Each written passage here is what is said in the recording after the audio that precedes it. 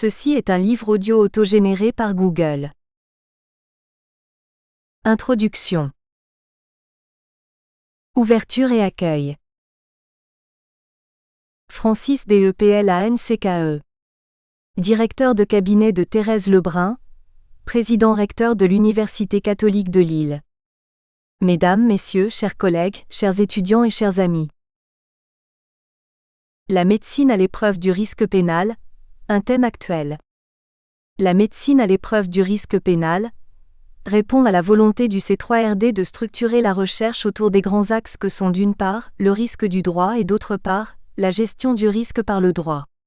Si le risque est un concept complexe qui évoque des situations variées, qui s'étendent de la gamme de la prise de risque au risque subi, la notion de droit renvoie à l'idée de normes, de stabilité et de maîtrise. À cet égard, Sophocle soulignait « Plus faibles sont les risques, meilleure est l'entreprise ». La démarche des travaux de cette journée d'études repose sur le constat suivant. La donne juridique, et particulièrement pénale, a un impact dans l'exercice de la pratique médicale. L'actualité judiciaire est riche de ces exemples, comme en témoigne la récente affaire du petit Marc, décédé suite aux violences que son beau-père lui a fait subir. 2 médecins généralistes ont été mis en cause et condamnés pour non-assistance à personne en danger. Cette décision de justice mérite d'être étudiée à titre d'exemple, et même de jurisprudence. En effet, on reproche au corps médical de ne pas s'être immiscé dans l'intimité familiale, ce qui aurait permis d'agir en conséquence. Plus largement, on s'interroge sur le rôle et la responsabilité des soignants. Cette affaire est révélatrice d'une évolution sociale quant au rôle du médecin. Doit-il être une sentinelle ou un simple soignant ? Ces interrogations sont d'autant plus opportunes que les seules réponses à apporter sont judiciaires et pénales. Nous serons attentifs à vos travaux, et vous souhaitons de fructueux débats. Vincent Potie. Avocat au barreau de Lille. Nous avons organisé ce colloque avec les 2 ordres, l'ordre des médecins et l'ordre des avocats. Ce sont 2 mondes parallèles qui se ressemblent étrangement, avec des prestataires des secteurs publics et du libéral et des prestations sur l'être humain, le corps ou la personne. Cependant, et cela peut sembler paradoxal, ces 2 mondes s'ignorent et se comprennent difficilement. Chaque rapprochement entre ces 2 ordres fut l'occasion de découvertes. Il pouvait donc être opportun de travailler ensemble sur le droit pénal. Dans le domaine médical, lorsqu'une procédure pénale est diligentée, peut surgir le sentiment d'un hiatus immense et d'une incompréhension abyssale. Il ne s'agit pas seulement des médecins à l'égard du monde judiciaire, ni de ce dernier à l'égard du monde médical, mais également du plaignant. Les incompréhensions portent sur les délais, la procédure ou les mots employés. Un médecin sera généralement poursuivi pour homicide involontaire, alors que, par définition, il se bat contre la mort. Si nous avons souhaité réunir les 2 ordres, c'est pour recueillir les sentiments et les avis de chacun, pour récolter des témoignages sur une réalité quotidienne. Nous pourrons ainsi faire avancer la réflexion et éventuellement formuler certaines propositions sur les sujets les plus délicats, pour lesquels persistent des difficultés criantes. Avant d'aborder les différents thèmes sur lesquels portent nos travaux, je laisserai les présidents des ordres des médecins et des avocats s'exprimer sur le sujet. Introduction à la journée d'études. Jean-François Roux, président du conseil départemental de l'Ordre des médecins. Monsieur le doyen, monsieur le bâtonnier, chers amis du barreau et du monde de la santé, je suis très heureux de pouvoir observer l'intérêt que portent les juristes au monde médical. C'est pour cette raison que j'ai immédiatement accepté de soutenir cet événement, lorsque Maître Potie et Williat me l'ont proposé. La médecine et la justice, semblables et pourtant si éloignées. Bien que leurs activités aient de nombreux points communs, l'homme en robe noire et l'homme en blouse blanche ne se mélangent pas. Au contraire, chacun reste de son côté et utilise l'autre en cas d'extrême nécessité. Cette situation est confortée par un constat. Les étudiants en médecine, formation médicale initiale, ignorent l'organisation de la justice. Et bien souvent on craint ce que l'on ne connaît pas. Le Conseil de l'Ordre des médecins est souvent confronté au monde de la justice. Mais nos confrères de terrain ignorent la plupart du temps les règles juridiques, qui sont pourtant essentielles, dans leur pratique quotidienne, la constitution d'un contrat d'association, les relations entre confrères ou avec les patients dans l'acte médical. Le rapprochement des mondes juridique et médical a eu lieu lors de la mise en place de la loi du 4 mars 2002, loi Kouchner, ou lors des conciliations obligatoires suite au dépôt de plainte ordinale. Le plus souvent, la présence d'un juriste rassure le plaignant et permet une meilleure appréhension des problèmes. Cela simplifie donc la résolution des conflits. Actuellement, au sein du Conseil de l'Ordre des médecins, la moitié des plaintes est conciliée. Les problématiques de la médecine. Lors de l'acte médical, nous sommes régulièrement confrontés à deux situations problématiques. La première est celle du signalement, parce que la maltraitance des enfants notamment est une situation difficile à repérer. Il y a quelques années, 2 médecins de la région en ont subi les conséquences et nous en conservons, maître Vincent Potier et moi-même, un souvenir douloureux et un goût d'inachevé. La seconde situation, souvent embarrassante, repose sur le secret médical et l'immixtion dans les affaires familiales. Ces dernières années, ce secret a été partagé, voire galvaudé. Le Conseil de l'Ordre est quotidiennement interrogé par la profession à ce sujet. Lors de la première table ronde, Jacqueline Rossan nous détaillera la réflexion du Conseil de l'Ordre. Quant à l'erreur ou à la faute médicale, le médecin n'est pas au-dessus des lois. Le risque pénal existe pour tout citoyen, bien que certaines spécialités, chirurgiens, obstétriciens, anesthésistes, urgentistes, etc., y soient davantage confrontés dans l'acte technique. Ainsi, dans le cadre de la pratique de la médecine, faut-il faire évoluer le code pénal ? Nous pensons notamment à certaines situations dans lesquelles la pratique médicale n'est plus tenable. La loi dite anti-arrêt perruche avait par exemple trouvé une solution pour les gynécologues et les obstétriciens. La réflexion sera différente en ce qui concerne les problèmes de bioéthique. Le Conseil de l'Ordre réfléchit actuellement à la maternité de substitution. Nos réflexions communes enrichiront ces travaux. Une nécessaire communication. Enfin, nos deux corporations doivent communiquer davantage. Il doit exister un échange entre droit et santé. Je regrette parfois qu'un procureur ne puisse pas me contacter, avant un procès ou avant la mise en place d'une interdiction d'exercice. Il me semble que nous pourrions discuter d'un cas juridique médical. Je crois néanmoins que la situation s'améliorera et que, comme le dit un proverbe chinois, toutes les fleurs de l'avenir sont dans les semences d'aujourd'hui. Je souhaite que cette journée produise de fructueux échanges et je vous remercie. René Despieghelaere. Bâtonnier de l'Ordre des avocats du barreau de Lille. Bonjour à tous.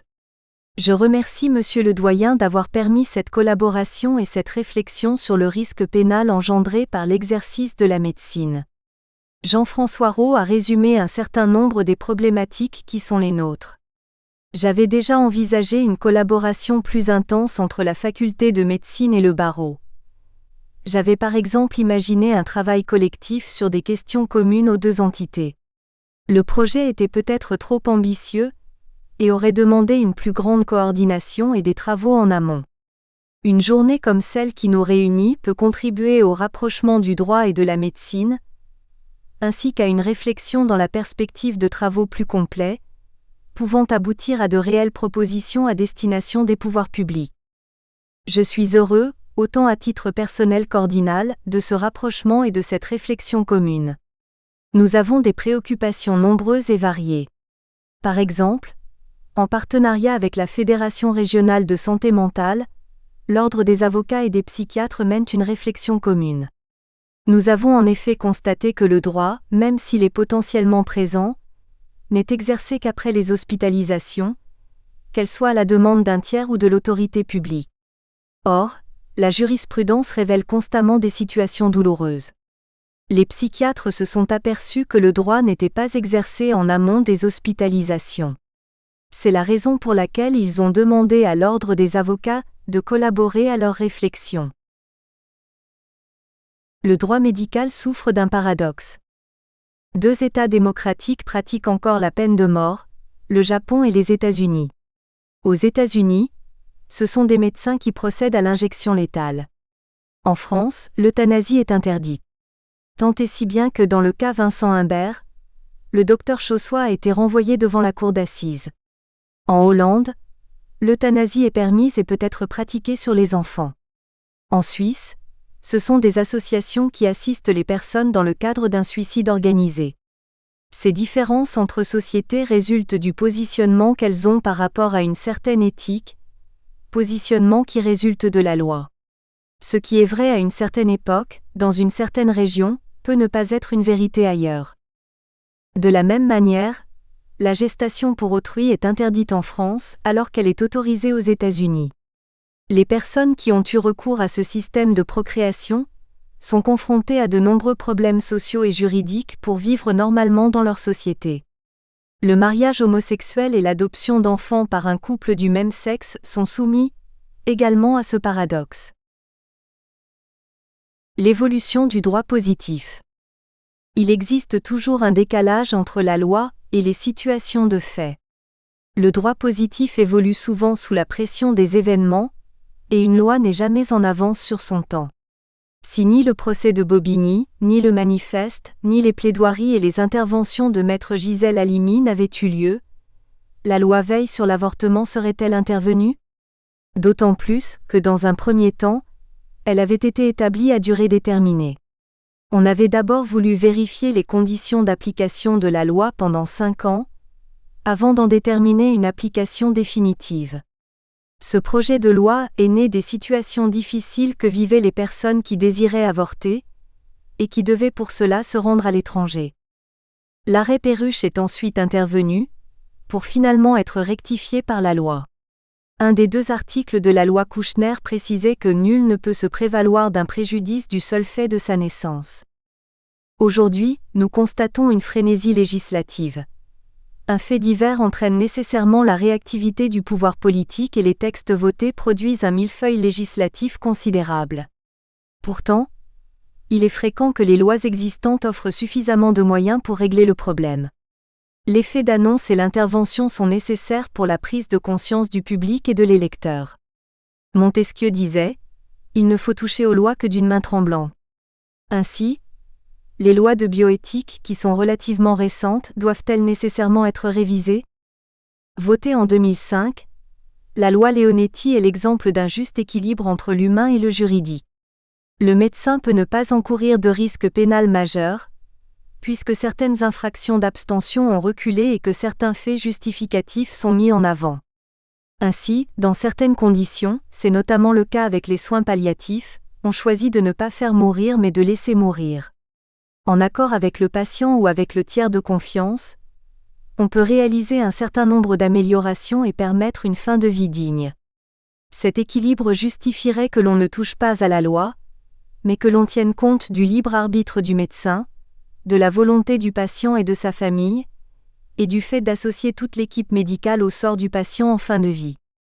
Je vous citerai l'exemple que nous avions étudié lors d'un colloque, où la question du tiers de confiance avait été soulevée. Marius et Antoinette avaient célébré leurs 50 ans de mariage, un chemin de vie que tous admiraient. Quelques mois plus tard, Marius tombe malade et il doit être hospitalisé. Après son décès, ses carnets de bord sont retrouvés.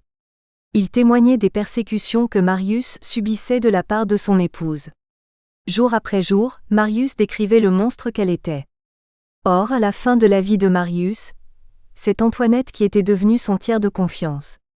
Dans un tel cadre, certains paramètres ne sont pas toujours aisément appréciés. Il n'en demeure pas moins vrai que la loi Leonetti offre un juste équilibre dans l'approche de certains problèmes. Les médecins répugnent à être considérés comme des délinquants normaux, notamment parce que, la plupart du temps, ils interviennent de manière bénéfique sur la personne humaine. S'il existe des infractions comme la commission de faux ou la stérilisation sans but thérapeutique, qui sont des infractions objectivement pénales, on peut difficilement comparer le médecin à un délinquant de droit commun. Les médecins ne sont pas les seuls à être dans ce cas. Dans le cas d'un accident du travail mortel, un chef d'entreprise peut se retrouver devant un tribunal correctionnel pour homicide involontaire. Parfois, cette condamnation est injustifiée, car elle répond uniquement à la nécessité de faire reconnaître une faute objective. Cela permet notamment d'engager un processus d'indemnisation. La situation du plaignant ou de la victime. Il est incontestable que nous assistons à un phénomène de victimisation. Bien qu'il faille prendre en compte la douleur des victimes, le problème ne doit pas être abordé à la légère. Aux États-Unis, dans certains cas, la victime n'a pas accès à la procédure pénale. Elle ne peut donc pas la déclencher, et ne peut pas faire valoir ses droits devant la juridiction pénale. Il existe une procédure civile d'indemnisation, même pour une faute qui n'a pas été consacrée pénalement. Par exemple, O.J. Simpson, qui avait été défendu puis acquitté au pénal, a néanmoins été soumis à une lourde amende devant une juridiction civile, du fait du préjudice subi par la famille de sa défunte épouse. Nous vivons dans une société du risque zéro. Lorsque nous sommes soignés, nous estimons pouvoir exiger un résultat absolu. S'en remettre à l'expérience d'un professionnel de la santé exclut plus ou moins la relation de confiance qui doit s'instaurer et permettre de considérer qu'une intervention reste malgré tout risquée. Lorsque ce risque survient, les situations sont alors stigmatisées devant le tribunal correctionnel. La faute est nécessairement pénale, le médecin est responsable et la victime doit être indemnisée. En France, la victime a accès au droit pénal, mais on peut toujours réfléchir au rôle exact de la victime et ne pas amplifier la situation. En effet, la victime veut faire valoir un préjudice et ne doit pas se substituer au parquet. Médecins et juristes doivent collaborer, parce que nous, juristes, avons un conseil à dispenser à nos clients qui sont des victimes potentielles. Les victimes doivent être indemnisées, mais l'attitude médicale ne doit pas nécessairement être stigmatisée devant les juridictions. Dans ces situations, les avocats ont un rôle de modérateur, parce que l'efficacité commande que l'indemnisation prime sur la consécration d'une faute pénale dans le cadre de l'exercice normal de la médecine. Je suis heureux de cette amorce de collaboration entre les médecins et le monde du droit, et je souhaite la voir se renouveler sur d'autres thèmes. Présentation de la journée. Vincent Potie. Je vous remercie, messieurs le bâtonnier et le président. La qualité de cette journée, que j'espère très riche, dépendra aussi de la manière dont interviendra l'assistance. Nous débattrons autour de points de droit, de faits, d'éthique ou de déontologie. Notre journée d'études se divisera en 3 tables rondes. Lors de la première, nous avons souhaité établir un panorama général de la médecine à l'épreuve du risque pénal. La deuxième table ronde regroupera essentiellement des intervenants du monde médical. Quel risque pénal pour le médecin ? Et la question qui sera posée. Monsieur Goldstein, Madame Brigitte Mauroy, Monsieur Paul Barincou et Madame le Dr Bleuet apporteront leurs témoignages et nous ferons part de leurs inquiétudes et de leurs expériences. La troisième table ronde tentera de répondre à la question suivante. Un nouveau droit pénal spécial pour la pratique de la médecine ? L'actuel droit pénal appliqué aux médecins est-il adéquat ou faut-il avec une main tremblante, le modifier, l'amender, l'améliorer ? Est-il nécessaire de faire évoluer certains pans de la jurisprudence ? J'interviendrai lors de cette table ronde avec Madame le professeur Williat et Monsieur Blondet, qui, en tant que conseiller à la chambre criminelle de la Cour de cassation, sera à même de nous expliquer l'actuelle jurisprudence médicale en matière pénale. L'acte médical à l'épreuve du droit. Introduction. Vincent Potie. Monsieur Pierre Sargaud, président de la Chambre honoraire à la Cour de cassation, a présidé pendant de nombreuses années la Chambre relative à la responsabilité médicale. Il vient nous offrir un panorama et un historique de cette problématique. Madame le docteur Jacqueline Rossan, conseiller nationale de l'Ordre des médecins, nous exposera la question des règles déontologiques applicables au comportement médical. Enfin, Madame Catherine Legrand-Sébille, socio-anthropologue et maître de conférences, nous présentera l'évolution du regard porté par la société sur les médecins. Les questions sont multiples et c'est pour cela que je souhaiterais que nous évoquions des exemples concrets qui permettront aux juristes de comprendre la médecine et aux médecins de comprendre le droit. La problématique du signalement. Je présenterai une situation à laquelle sont souvent confrontés les médecins. Dans une famille, l'un des 2 parents est malade alcoolique. Comme beaucoup de personnes dans cette situation, le parent dissimule sa dépendance. Autour de lui, pratiquement personne n'est au courant.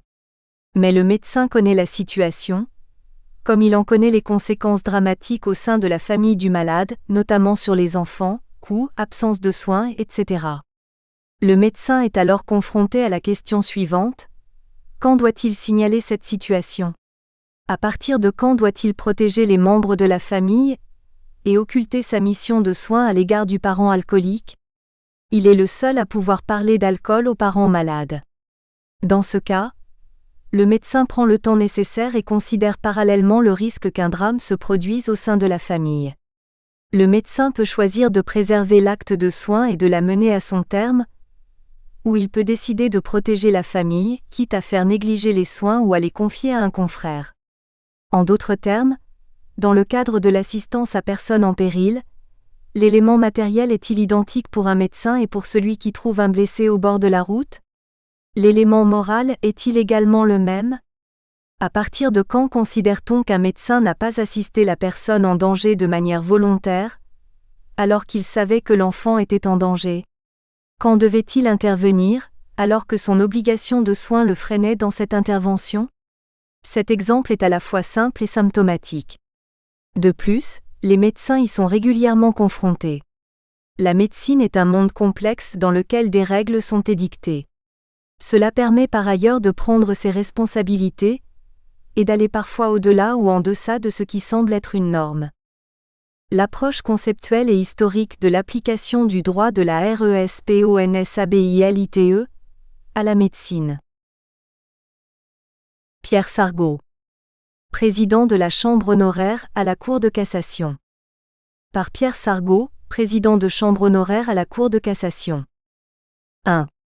Le thème de cette journée d'études, la médecine à l'épreuve du risque pénal, renvoie à un débat récurrent depuis l'entrée en vigueur du Code civil, sur les rapports entre la responsabilité telle qu'elle est définie en particulier par ses articles 1382 et 1383, et l'exercice de la médecine. L'article 1382, je le rappelle, dispose que tout fait quelconque de l'homme qui cause à autrui un dommage oblige celui par la faute duquel il arrive à le réparer, et l'article 1383, chacun est responsable du dommage qu'il a causé non seulement par son fait mais encore par la négligence ou par son imprudence.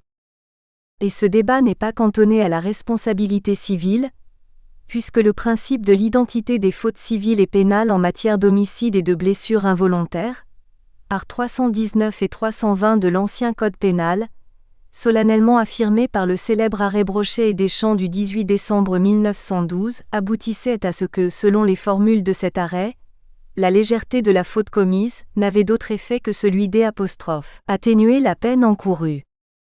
Cette unité a, vous le savez, été écartée par la loi Fauchon du 10 juillet 2000 qui a introduit dans le Code de procédure pénale un article 4.1L, suivant lequel... Nous espérons que vous avez apprécié cet aperçu. Pour continuer à écouter ce livre audio sur Google Play Livres, utilisez le lien dans la description de la vidéo.